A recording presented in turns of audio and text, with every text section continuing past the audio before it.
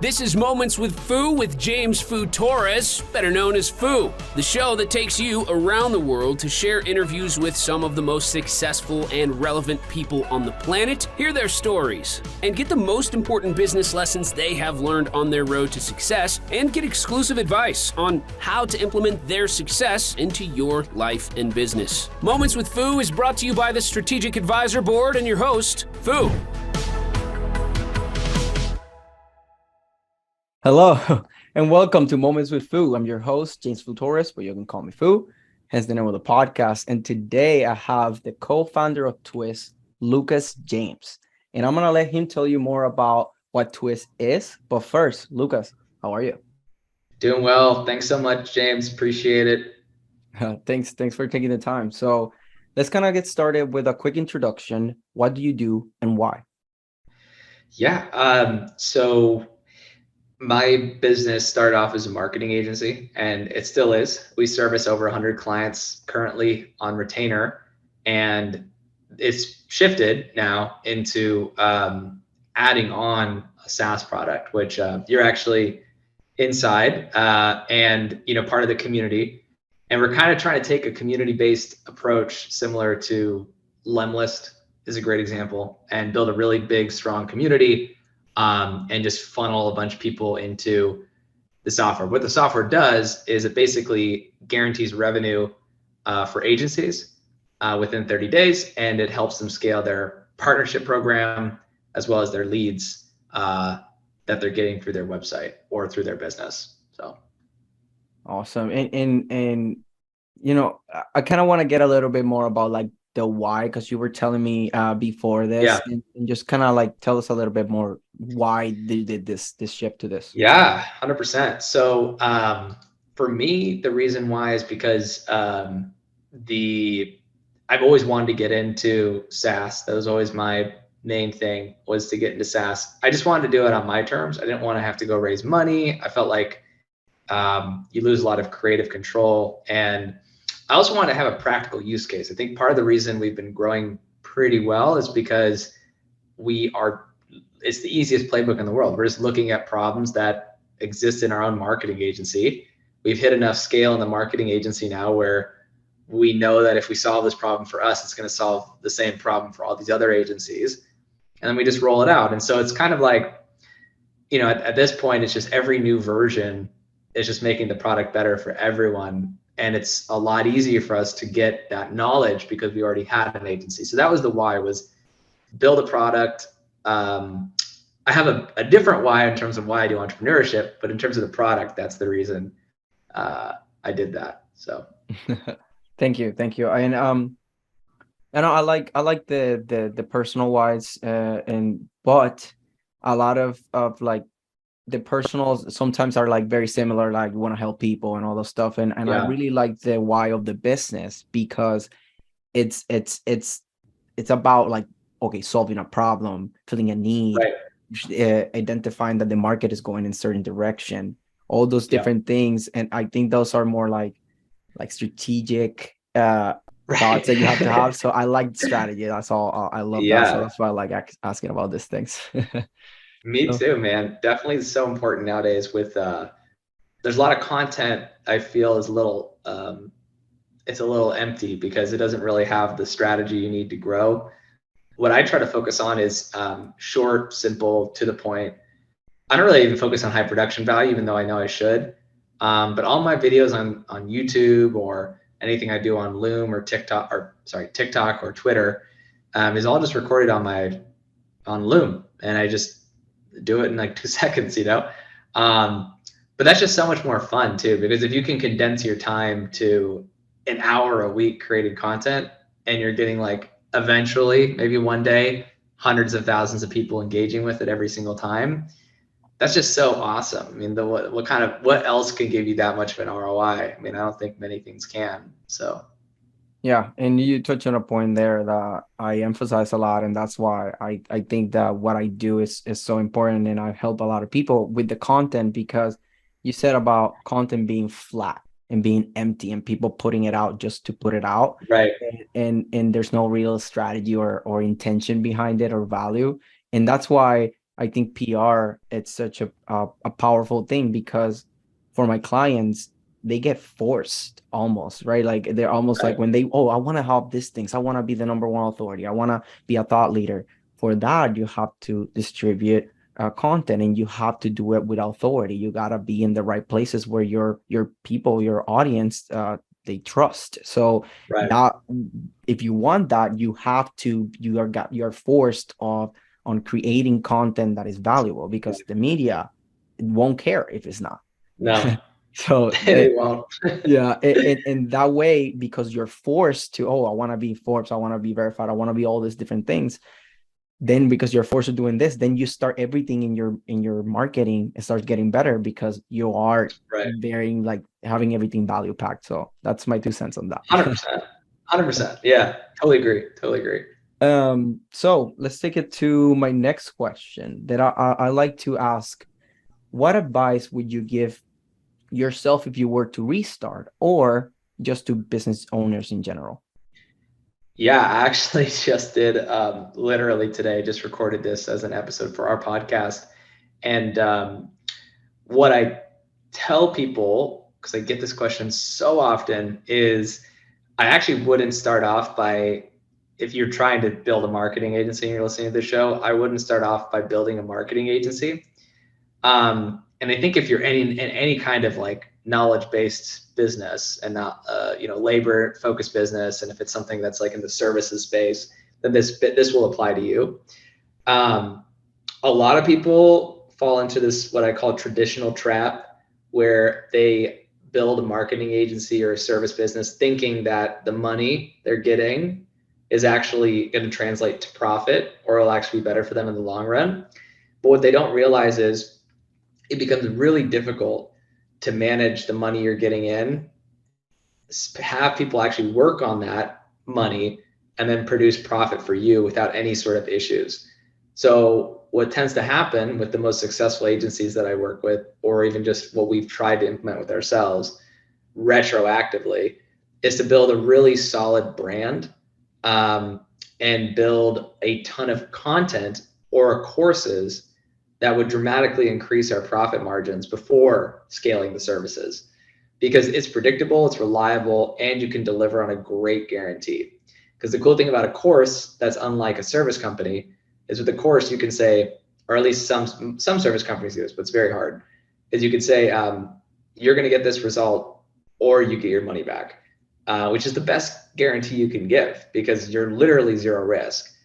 And that's huge, right? So I think for people who are trying to sign up with your product or service, they want that first. And then if you can give them such a huge ROI, then after that point, you can sell them on your services. And then at that point, the brand is so good and so sticky that you pretty much can just clock in new business all the time. And just add in, you could literally add in your meeting booked link in all your courses to just get meetings on autopilot from the same people who are taking the course. And then your only goal should just be to scale the course, because if you get 1,000 people sign up for the course, you're going to get 100 clients. And then you just do that on repeat. And the retention is way higher too, because they trust you, right? So I wouldn't actually start by scaling an agency. I think it's the worst decision people can make, because at least if they want to make profit. If they want to make revenue, it's very alluring to just go and sell. That's what I did. And I was like, oh, I'm making all this money. But it didn't translate into profit. And profit is freedom, because even if you're getting paid a salary that's higher, right? This is what people don't understand. Let's say you work really hard and you're making like 20K a month. That comes with a lot of strings attached, because if you're doing a lot of work, then that 20K is actually worth less, because you're getting paid, at least in my opinion, you're getting paid less per hour, right? So what I try to tell people, the most ideal position to be in is where you're making 100K a year plus and working like 20 hours a year.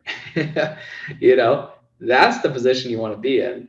And that's what I've been trying to work towards. I mean, that's like the goal for us. And that's what we've been able to do. And that's what I try to teach other people to do, is like, don't get sucked into this trap that like revenue in a service business is the goal. It's not.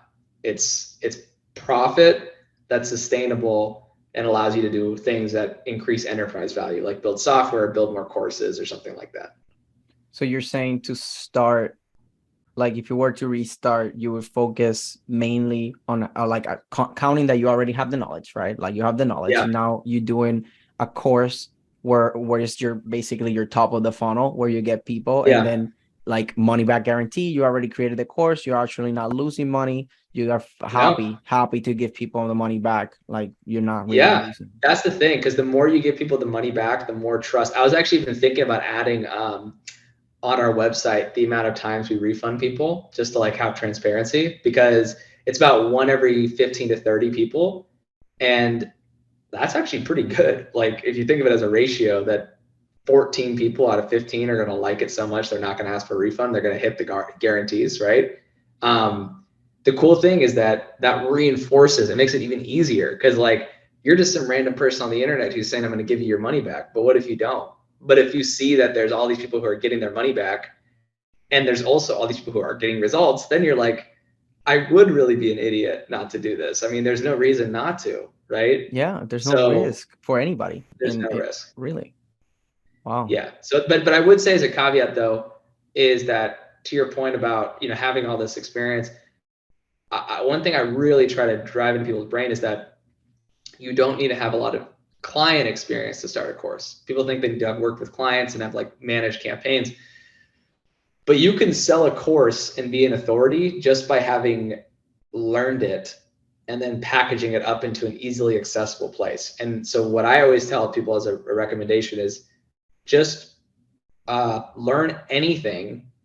Hopefully it's something trendy, because that's going to get more people interested. So like, let's say it's TikTok ads, learn it for a month, and then take everything you've learned and write it down in a document. And it doesn't even need to be clean. It could literally just be all your random notes. Like I have the first version of it used to be Agency Go, now it's Twiz, but like the first version of the membership course I had and everything was just literally all my notes in a folder. I didn't even organize it. I didn't do anything. I just said, this is what I did. And then people would just go and they'd rummage through it and they'd learn stuff, right? And then over time, I got better at displaying it and stuff. But they're paying you for access. And if you think the access to what you know is worth more than $6 a month or $50 a month, then sell it, right? I mean, that's all you should do. That's all you should focus on. I've been obviously having a course is something that, like in business, it's just a matter of when do you do it, in my opinion. It's not if you're gonna do it or not. They're just like, you have to do it, like especially if you're looking to scale. It's not you alone. Like you are hiring, you are doing, it's good to have even Loom videos, but then you can do a course even with that anyway. So so now you got me thinking, really. Like I was like, damn, like I've been kind of like, I don't know if I have the right to be like a coach or be teaching like a course and stuff. And I've been and now that I think, I was like, am I done some big stuff already? And you're saying these things, and it's like, damn, like I definitely have it, right? And now that I'm doing the podcast and I'm getting better at content, I think this is the time, man. You should definitely do it. I mean, and at the because I there are so many people I know who are in the same position, but they don't end up doing that course. And I know how much more money they'd be making if they just had it. Because what people don't realize is that the reason for the course is not always just because it's only for profit. It's also because all those conversations you have with people that don't lead to a sale, they're literally just gone. I mean, the thing about service companies is that a lot of people say, oh, well, you just got to keep following up with them, they'll come back. It's not really the case.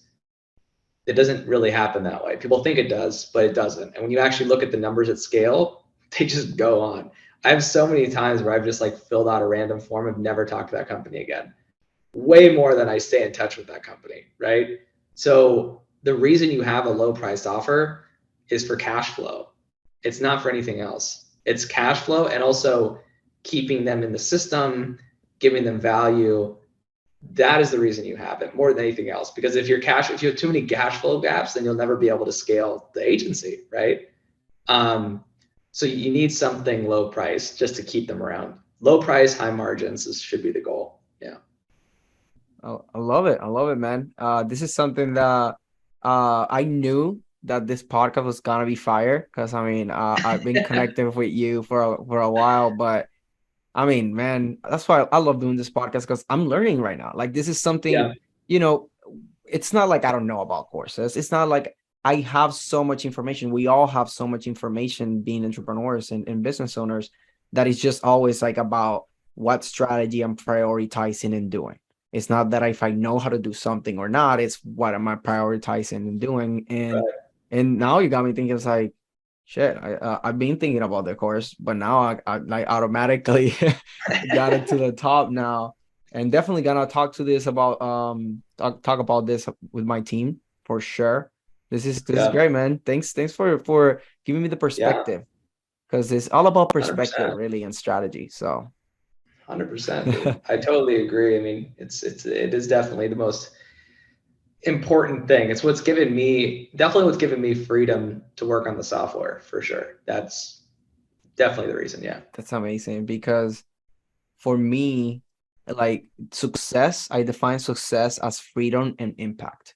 That's what I Yeah. define success. And when you're saying these things, it resonates with me right away Yeah. because that's literally what freedom. It's half the what I define success. The other part is Right. impact because you can be free, financially free, and be on a mountain, and that's really not impact, right? Like you're just free. Like for me, Yeah. the other 50% is that impact because I just it just fills me up, like makes me feel good when I'm helping others because so many people have helped me too, and I just Right. want to reciprocate with the world. That's all. 100%, man. It's what's so important. I mean, that's definitely my focus right now. Is trying to now I've kind of come full circle because I started off my career as a musician, and then I went into entrepreneurship because I felt like music alone can't solve the biggest problems in the world. You need like, there's so many examples of this where people have huge concerts for like benefit concerts and then just nothing happens in the long run, which is sad.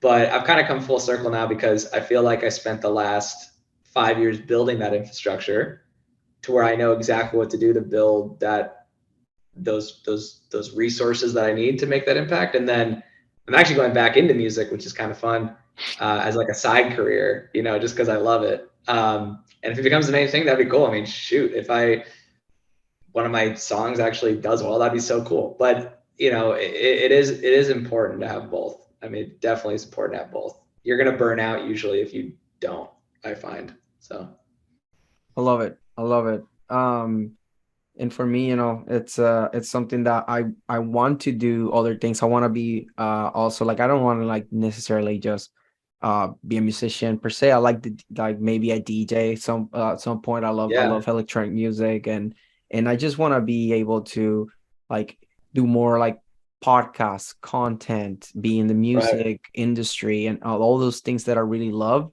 And that's something that's why like I'm looking how to like fund the dream, right? Like just doing Right. those things and yeah, this I think I'm figuring out a lot of things and now with my course coming up, taking off. I Uh, love that. oh Yeah. man, I'll keep you posted. Like I'm part of your community. Probably make Yeah. you part of mine too. Please So do.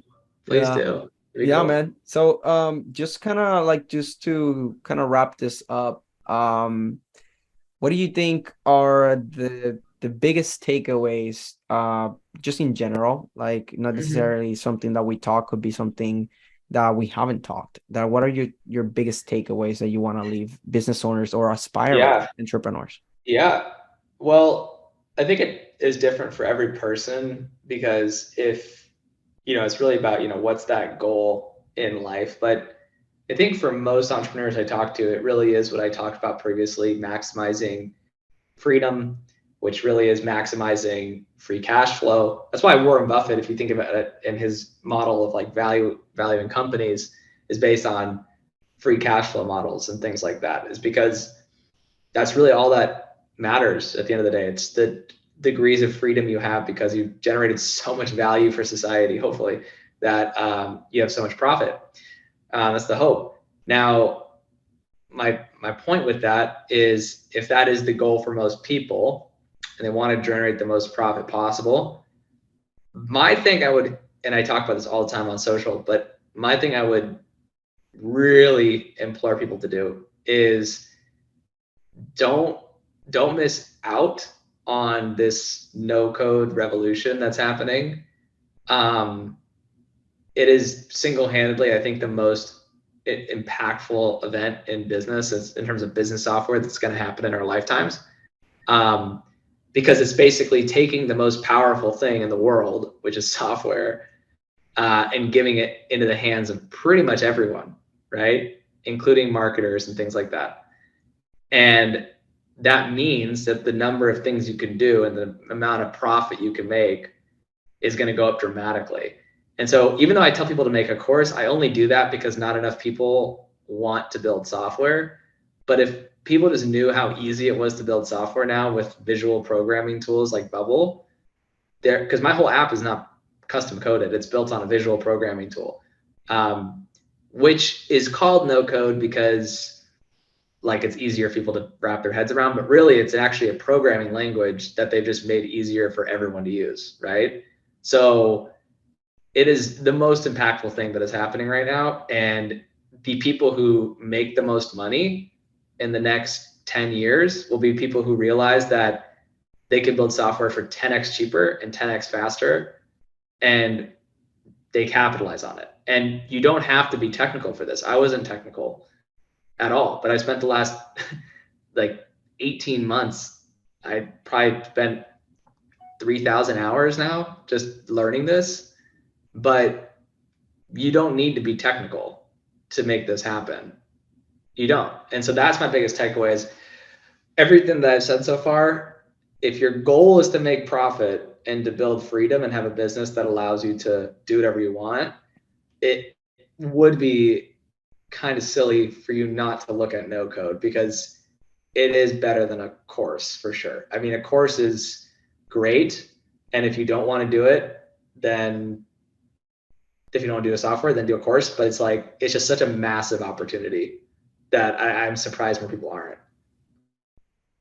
So what about a course on no code then? Exactly. You No, I learn it, know. right? That's a huge opportunity too. Yeah. That's another one. Huge... Based on what you said, right? I could technically be learning and documenting my no code journey.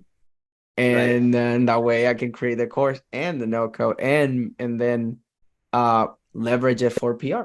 Damn, man. Yeah. 100%. I mean, probably the biggest opportunity if you're like, so if you're not trying to go down like the software route in the long run and you don't want to build like a huge software product and everything, then what I would tell people to do is literally just focus on building a free tool that is really fire, that people actually use, that relates to your service, and then just use that as your lead magnet for the next decade. And it's not hard to build that. You know, it's really easy to build something like that. That's if you're really set on going the service route. The most money is being made in software for sure. But if you're trying to go service and it's just, that's where you want to go, then that's what I would do. So cool.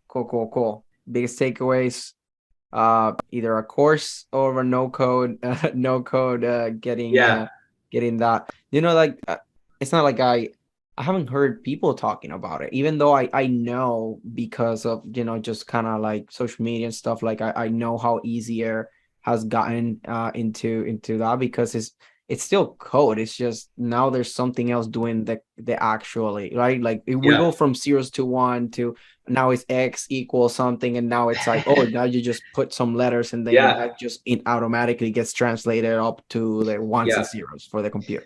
100%. Well, also just because if you think like a developer, the more you can think like a developer, the better you're going to scale, the faster you're going to scale, because all problems really are just systems issues. And that 10x improvement you could get in a software can also be a 10x improvement you get in your agency because your software is so good. So that's why I think you should do it. It's kind of like what this will end up being, I think, in the next decade is just like kind of somewhat of basic computer skills, like knowing how to use Excel. It's going to be almost required for everyone to know, because before it definitely was predicated on, are you a math oriented person? Like, do you like that? And that's why I kind of stayed away from it for a while, because I wanted to be science and a little bit of math, but mainly like design as well, because I love that. And more like product design, not really graphic design, because I'm not the best graphic designer, but just more like I love delivering a product that people would love, but it would always take so long to get that product to market that I was so dissuaded by or discouraged, right? But now it takes 24 hours to get a product to market, even with minimal coding experience on this tool. Like, you could literally jump in, build something in less than 24 hours and start making money off it now. And people don't know that. And that's why it's an arbitrage opportunity, though. So this is why I keep harping on this. There's only 2 million people in the world who use the most popular no-code platform, and that's Bubble. So it's an enormous arbitrage opportunity, because those 2 million people are able to build software 10 times faster than anyone else. But only 2 million people in the world are using it right now. And that's it, you know? So I just think it's such a massive opportunity. Yeah, I'm already thinking I'm gonna check it out for sure. Because I'm already thinking about, like, oh no, what kind of processes for my agency right now could I try to build into this right now? Yeah. Yeah. Because even if it's as Yeah. easy as just like the onboarding process, to do it your way, right? To just Yeah. do it that way. So that's pretty cool. That's pretty 100%. cool. And I love I have this thing called Tech Crawl Yeah. on Thursday. So I'm gonna be Uh-huh. going around like all these different booths in tech, because I mean tech business leaders in the tech space are Right. ideal clients for me. So I'm gonna be probably talking about that, to be honest. So thanks for giving me the You weapons should. to be talking to these people. I mean, tech people, they either know about it or they should know about it. So Right. Well, there's a lot of people who are still frowning on it. And that's also why it's a good arbitrage opportunity, because there's a lot of people who think, oh, this will never scale, or why would I use this for my company? Which to that, I pretty much just say, look, I don't think it needs to, because at the end of the day, you could always just migrate to another kind of, if you have enough money you're making off of it, it doesn't matter. You can fund the redevelopment of your app, you know? And usually what I've noticed, because we already did one major migration recently, what I've noticed is that when you do that migration, you get a lot better at it the next time. And a lot of the features that you had before, you don't actually want in the software going forward, because you get another opportunity to basically start from scratch. So if you, like, my point is basically, if you actually get into a situation where you're making so much money and it's scaling so fast that you need to make a custom, then you're gonna have enough incentive and cash to make a custom. So like, go build it first, and then make a custom if you really want to. Otherwise, don't, and you don't have to. You know. yeah, So that's kind of my main takeaway.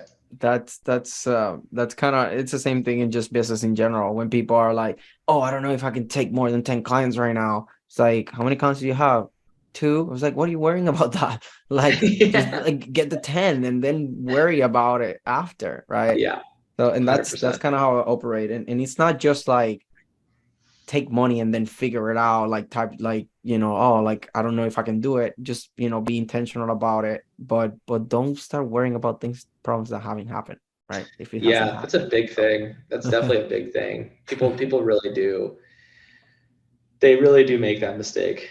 I agree. Yeah, but yeah, I know, like, just thank you. Like, this was super valuable. Got me thinking a lot. Yeah. So I mean, that's kind of why I want to do this. I just want to have a valuable conversation and then be able to share it with the world and see what people think about it and create content so we can push it to even more people. So 100%, man. 100%. Well, yeah, thank you so much for having me on. I yeah, really appreciate it.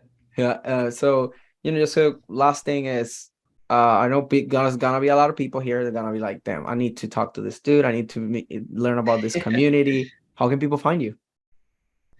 Yeah, well, they could shoot me an email if they want to get in touch. Lucas at T as in Tom, W as in Walrus, I as in Igloo, Z as in Zebra.io. I'm pretty active on LinkedIn and Twitter. But if you look up my Twitter, it's Get Agency Go. That's my Twitter handle. If people want to listen to the podcast, they can get anywhere that they listen to podcasts, How to Scale an Agency.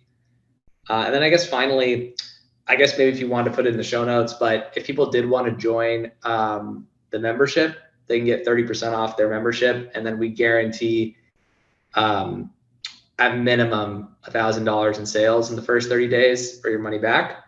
And that's been working for the 450 people that are part of membership right now. So I'm happy to give that to your audience as well.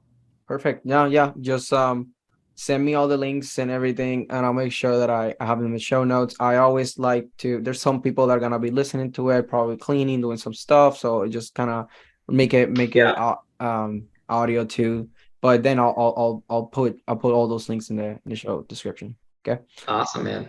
Well, thank you, Lucas, for this. It's super interesting. We're gonna keep talking about this and a lot more. And we'll see what happens. And hopefully next year I can have you again, and then we can talk about all the awesome things that we did. Thank you, man. I appreciate it. Talk to you later. So this is Lucas and Foo signing off. Thanks for listening to Moments with Foo with your host, Foo. Please leave your feedback and visit strategicadvisorboard.com to get the latest and greatest business advisement on the planet. Follow us on social media for updates, and we will see you on the next episode.